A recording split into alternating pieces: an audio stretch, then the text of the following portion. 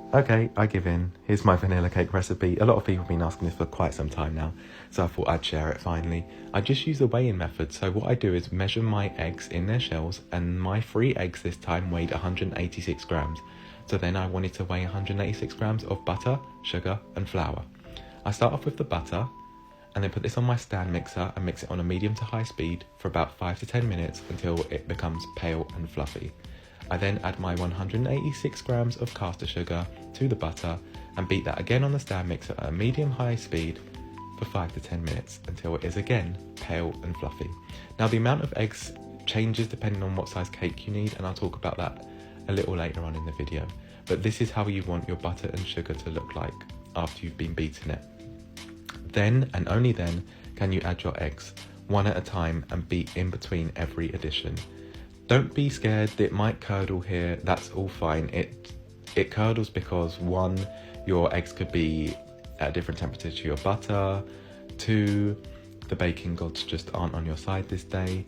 It's really fine. Once you add your dry ingredients, it should all come back together. So for the dry ingredients, you want to weigh, you guessed it, 186 grams of your flour. I use self-raising flour. I add 1 teaspoon of baking powder and a pinch of salt. Then you want to beat this on a low speed for about 20 to 30 seconds until all the flour is incorporated. Once it's incorporated, stop. Don't overbeat it. Honestly, you won't get a good rise on your cake. So once that's happened and it's all incorporated, you can add 2 tablespoons of milk. You can use any milk, go for it. And then a teaspoon of vanilla extract. Give it one final mix until it's all incorporated, and then you can finally put it into your baking tins. I bake this at around 180 degrees for about 25 to 35 minutes, depending on the size of your cake tins. For this cake, I went for 4-inch tins. That's why I used only 3 eggs, and I got 3 layers out of it. For a 6-inch cake, I'd go for, 6 or 7 eggs. For an 8-inch cake, maybe 8 to 10 eggs. I don't really know. I never do 8-inch tins, but there we go.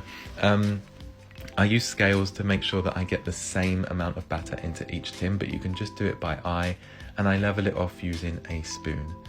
Stick those in the oven, they should come out nice and golden. They'll be done when you stick a skewer in and the skewer comes out clean. So once that's happened, you can then trim off the tops if you fancy it. Make sure they're cool before you take them out the tins, or take them out the tins if you want, who really cares? And you can decorate. Let me know if you've got any questions and I'll try and answer them.